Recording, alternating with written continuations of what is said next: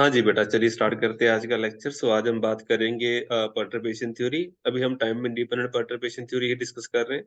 तो आपके सामने जो क्वेश्चन है उसमें थोड़ा-सा मैंने देखा है कि नॉर्मलाइजेशन कांस्टेंट का कुछ चक्कर जो है, तो उसके लिए उस वजह से मैंने यहाँ पे इंक्लूड करने की कोशिश की है। सो यहाँ पे क्वेश्चन दे रखा है the ground state eigen function for the potential हमारे पास दे रखा हुआ है, डेल्टा फंक्शन है हमारे पास। तो डेल्टा फंक्शन भी एक काफ़ी बार आपको परटर्बेशन थ्योरी में देखने के लिए मिल जाएगा। तो ये वाला जो डेल्टा फंक्शन है वो पोटेंशियल के कॉरेस्पॉन्डिंग दे रखा है। It is not corresponding your perturbed Hamiltonian. तो परटर्ब्ड पार्ट नहीं है, ये नॉर्मल का पार्ट है। तो डेल्टा फंक्शन आपके क्वेश्चन का पार्ट नहीं रहेगा जब आप इसको सोल्यूशन वगैरह फाइंड आउट करोगे। तो नॉर्मल अनपर्टर्ब्ड सिस्टम का जो हमें यहाँ पे पोटेंशियल है दैट इज डेल्टा फंक्शन। तो आपको डेल्टा फंक्शन के कॉरेस्पॉन्डिंग भी आपको इंटीग्रल सॉल्व करना आना चाहिए। तो डेल्टा फंक्शन की जो प्रॉपर्टीज हैं वो आपको पढ़नी चाहिए। ठीक है, डेल्टा फंक्शन काफी इंपॉर्टेंट होता है। सो इसके रिगार्डिंग काफ़ी बार क्वेश्चनिंग हो जाती है, तो उसको भी अपने माइंड में रखिए कि डेल्टा फंक्शन भी उसकी प्रॉपर्टीज़ जो है, वो आपने स्टडी करनी है कि उसके इंटीग्रल्स वगैरह कैसे कैसे सॉल्व होते हैं, डिफरेंशिएशन कैसे सॉल्व होती है। तो यहाँ पे जो क्वेश्चन है ground state eigen function for the potential is given by wave function हमारे पास दे रखा हुआ है। एंड पोटेंशियल जो है इट इज अनपर्टर्ब्ड पोटेंशियल, वो मैंने पहले बता दिया आपको। Where A and F alpha are the constant. तो अब हमारे पास वेव फंक्शन है, उसमें हमारे पास एक कांस्टेंट दे रखा हुआ है जिसको हमें डिड्यूस करना पड़ेगा कि ए की वैल्यू वगैरह हमें फाइंड आउट करनी पड़ेगी। तो यहाँ पे नॉर्मलाइजेशन की कंडीशन ढूंढनी पड़ेगी और उसके कॉरेस्पॉन्डिंग इसको सॉल्व करना पड़ेगा। तो कई बार आपको जो कांस्टेंट वगैरह होते हैं, जो वेव फंक्शन होता है कंप्लीटली आपको बताया जाता है, तो उसको चेक करना पड़ता है कि आपका जो वेव फंक्शन नॉर्मलाइज्ड है भी कि नहीं भी। तो उसको पहले कंफर्म करना ज़रूरी होता है। तो अगर आप ऐसे क्वेश्चन को सॉल्व करोगे तो। So if a perturbed Hamiltonian or if a perturbation is applied, the first order correction to the ground state energy is given by। तो आपके पास चार ऑप्शंस हैं। तो फर्स्ट ऑर्डर करेक्शन ढूंढनी है, जैसे मैंने आपको पहले ही बता रखा है कि मोस्ट ऑफ द टाइम आपके पास एग्जामिनेशन में फर्स्ट ऑर्डर करेक्शन ही आती है। सेकंड ऑर्डर करेक्शन के कॉरेस्पॉन्डिंग कंसेप्चुअल क्वेश्चन वगैरह हो सकते हैं, ज्यादा दिक्कत में वहां पे अब होती है आपको जब आप वहां पे इंटीग्रल वगैरह सॉल्व करने जाते हो तो काफी लेंथी बन जाता है। तो most of the time exam में आपको फर्स्ट ऑर्डर करेक्शन ही देखने के लिए मिलती है। तो सेकंड ऑर्डर के कॉरेस्पॉन्डिंग ज्यादा से ज्यादा क्या होगा बेटा, कंसेप्चुअल क्वेश्चन आपको ज्यादा देखने के लिए मिलेंगे। तो अब हमारे पास वेव फंक्शन दे दिया हुआ है। वेव फंक्शन में मैंने आपको बता ही दिया कि इसमें प्रॉब्लम क्या है। आपको जो आपके पास कांस्टेंट है उसकी वैल्यू आपको पता होनी चाहिए। निकालोगे कैसे? निकालना क्या है, आपने उसकी नॉर्मलाइजेशन कंडीशन को फॉलो अप करना है। इस नॉर्मलाइजेशन कंडीशन के कॉरेस्पॉन्डिंग आप इस कांस्टेंट को नॉर्मलाइजेशन कांस्टेंट को फाइंड आउट करोगे। तो आपके पास परटर्ब्ड हैमिल्टोनियन भी दे रखा हुआ है बेटा, उसको हम यहाँ पे यूज करेंगे। तो हमारे पास first order correction to the ground state, तो वेव फंक्शन हमारे पास ऑलरेडी दिया हुआ है। फिर जैसे मैंने प्रीवियसली लेक्चर्स में आपको बताया हुआ है कि हमारे पास मोस्ट ऑफ द टाइम क्या होता है, या तो हार्मोनिक ऑसिलेटर का केस होता है या फिर आपके पास क्या होता है particle in a box problem होती है। तो दोनों के वेव फंक्शन मैंने आपको बता दिए। अगर कोई अदर सिस्टम आता है तो उसको भी हम टेक केयर करेंगे। यहाँ पे जो हमें जो सिस्टम बता रखा है उसके बारे में डिटेल्स अवेलेबल नहीं है, लेकिन हमारे पास दोनों ही चीजें अवेलेबल है, वेव फंक्शन और उसके कॉरेस्पॉन्डिंग परटर्ब्ड हैमिल्टोनियन। तो हमारे पास जो परटर्ब्ड हैमिल्टोनियन है उसके कॉरेस्पॉन्डिंग हमारे पास क्या निकालना है, हमने उसकी एक्सपेक्टेशन वैल्यू सॉल्व आउट करनी है और उसके कॉरेस्पॉन्डिंग हमने उसकी नॉर्मलाइजेशन कंडीशन को सॉल्व करना है। या तो इस एग्जैक्ट फॉर्मूला को फॉलो अप कर लीजिए। अगर आप इस एग्जैक्ट फॉर्मूला को फॉलो अप नहीं करोगे तो आपको पहले नॉर्मलाइजेशन को सॉल्व करना पड़ेगा। तो मेन बात जो है हमारी ये इतनी ही है। सो हम क्या करेंगे, पहले नॉर्मलाइजेशन कंडीशन को फॉलो अप करेंगे। तो नॉर्मलाइजेशन कंडीशन में मैंने आपको पहले भी एक लेक्चर में बताया था कि जैसे होता है कि माइनस इन्फिनिटी से लेके प्लस इन्फिनिटी तक e raise to minus alpha x square dx का जो स्टैंडर्ड इंटीग्रल है वो क्या होता है, it is square root of pi by alpha. ये स्टैंडर्ड इंटीग्रल है, उसको भी आप रिमेंबर रखते हो। तो मैंने प्रीवियसली लेक्चर्स में आपको ये चीज समझा रखी है।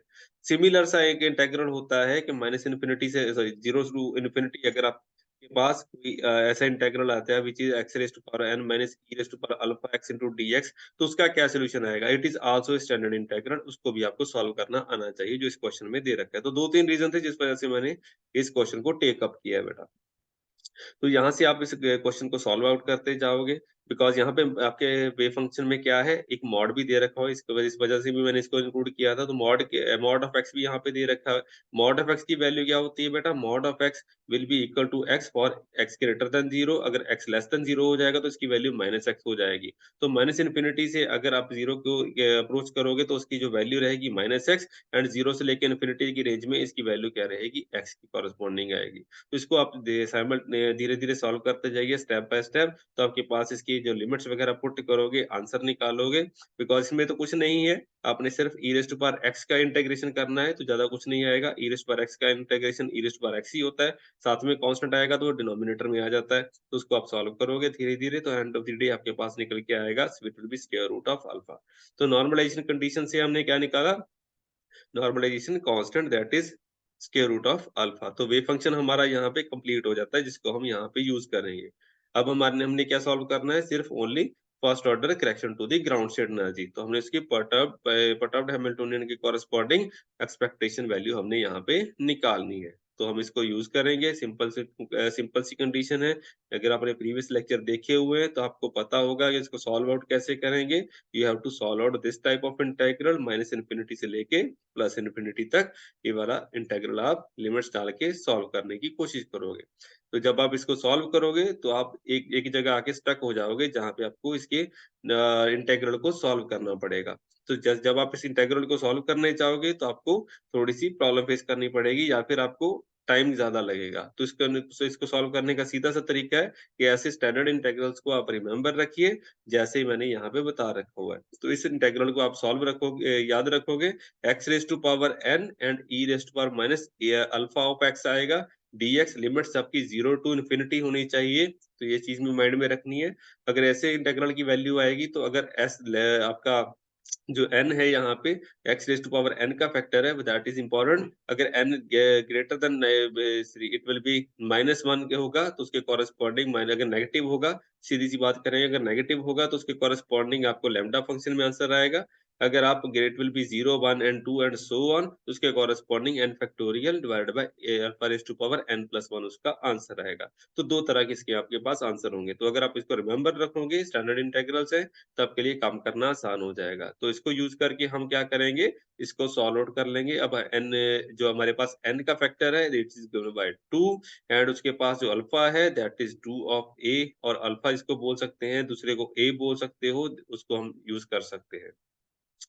ठीक है जी, तो उसकी वैल्यूज़ वगैरह डालिए और उसको सॉल्व आउट कीजिए। जैसे ही आप इसको वैल्यूज़ को सॉल्व आउट करने जाओगे, आपके जो टाइम कंज़म्पशन होगी for the solving this question in the exam, तो आपका टाइम बहुत बचेगा बेटा। तो स्टैंडर्ड इंटीग्रल आपने यूज़ करने हैं। तो दैट इज़ व्हाई ऐसे क्वेश्चन को हम सीरीज़ बाय सीरीज़ सॉल्व करते जाते हैं। सो आप अगर एक्सपेक्टेशन वैल्यू निकालोगे, वहाँ से आपका आंसर क्या निकलेगा परटर्बेशन का, उसके कॉरेस्पॉन्डिंग आपके पास perturbation to the first order correction to the ground state energy, it will be turn out to be b divided by 2 alpha square। हमारे पास ऑप्शन का आंसर कौन सा बनेगा? It will B option D here. तो आप question का दोबारा चले जाते हैं वहां पे, तो हमारे पास जो ऑप्शन डी है वो यहाँ पे सही बैठती है, बाकी ऑप्शन हमारी यहाँ पे गलत हो जाएंगी। ठीक है जी, तो हमारे पास आपका जो आंसर रहेगा that will be option D. तो यहाँ से क्वेश्चन में से आपको क्या देखने के लिए मिलता है? एक तो आपके पास यहाँ पे डेल्टा फंक्शन इंक्लूड हो गया। डेल्टा फंक्शन आपके पर्टर्ब्ड हैमिल्टोनियन का पार्ट नहीं है, तो हमें यहाँ पे ज़्यादा कुछ करना नहीं पड़ा। अगर वो पर्टर्ब्ड हैमिल्टोनियन का पार्ट होता तो हमें इसको अपने वेव फंक्शन में इंक्लूड करना पड़ता, इंटीग्रल सॉल्व करने पड़ते। तो डेल्टा फंक्शन की जो प्रॉपर्टीज हैं, वो आपको पता होनी चाहिए। दूसरी चीज़ हमने क्या देखा कि यहाँ पे जो वेव फंक्शन है, उसका जो नॉर्मलाइज़ेशन कांस्टेंट है, वो भी आपको यहाँ पे फाइंड आउट करना पड़ा।